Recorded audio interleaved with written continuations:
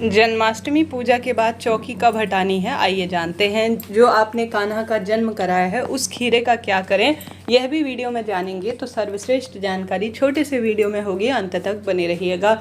यह दिन बहुत खास और बहुत श्रेष्ठ है। मध्य रात्रि 12 बजे से लेकर 12:45 तक कान्हा का जन्म आप करवा लीजिएगा। रात्रि की पूजा का यही शुभ मुहूर्त है।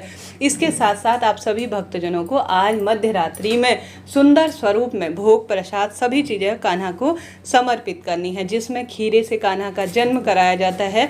और जो खीरा होता है उसमें जो है विशेष तौर पर किसी भी वस्तु से, चाकू के अलावा जैसे चम्मच है, 1 रुपये का सिक्का है, उसमें जो छेद है वह किया जाता है। उसके ऊपर लड्डू गोपाल की कोई भी स्वरूप है तो वह रखे जाते हैं। और कहा जाता है कि अब कान्हा का जन्म हुआ है।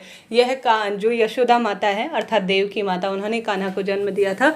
तो ऐसी मान्यता है कि यह देवकी का गर्भ है, इसमें से कान्हा उत्पन्न हुए हैं। और जो खीरे का ऊपरी हिस्सा है उसे नाल स्वरूप में काटा जाता है।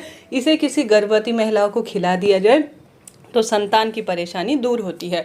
तो खीरा आप चाहें तो किसी गर्भवती महिला जिसके संतान की दिक्कत हो रही हो उसे आप प्रसाद स्वरूप दे सकते हैं, नहीं तो ऐसा कोई बात नहीं है। तो खीरा आप अपने घर के सभी सदस्यों में वितरित कर दीजिएगा।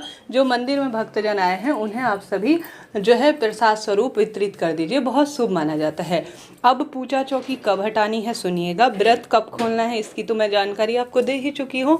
पूजा चौकी कब हटानी है, प्रसाद हमेशा बाल गोपाल 10-15-20 मिनट में आरती हो जाए, पूजा इत्यादि संपूर्ण हो जाए, भक्तजन दर्शन कर चुके हों और पालने में कान्हा को झूला झूला दिया हो तो अब भोग स्वीकार्य हो चुका है। कान्हा की दृष्टि पड़ते ही उन्होंने भोग स्वीकार्य कर लिया है, आस्वादन कर लिया है।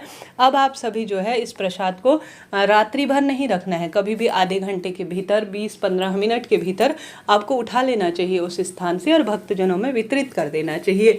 इस चीज़ को आप नोट करते हुए चलिएगा। और साथ ही जो दक्षिणा आपने चलाई है उसे आप जो आपके आसपास गौ माता है उसके लिए चारे के लिए आप दे सकते हैं। साथ के साथ अगर आप जो दक्षिणा है वह बाल गोपाल की ही सेवा पूजा में काम में लेते हैं, जैसे लड्डू गोपाल के लिए वस्त्र लाने हैं, उनके लिए कोई चीज़ के लिए लाने हैं, या किसी राधा कृष्णा के मंदिर में आप दान भी दे सकते हैं तो काम में ले सकते हैं।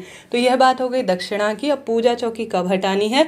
पूजा चौकी या तो आप सभी सुबह पालना इत्यादि हटा लीजिए, नहीं तो कान्हा जी की छठी तक, अर्थात कान्हा जी की जो छठावां दिन होगा जब छठी मनाई जाएगी उस दिन तक इस चौकी को, इस पालने को आप रखे रहते हैं तो यह सबसे सुंदर और श्रेष्ठ माना जाता है। तो आप चाहें तो छठी के दिन तक, 6 दिन बाद कान्हा का जन्म उत्सव आता है, छठी का दिन होता है, उस दिन तक आप रख सकते हैं, नहीं तो आप सभी दूसरे दिन, कल रविवार के दिन हटा सकते हैं। इच्छा आपकी है, आप किस स्वरूप में करना चाहते हैं। फूल पत्ती इत्यादि किसी गमले में आप छोड़ दीजिएगा, यह भी शुभ और श्रेष्ठ ही माना जाता है।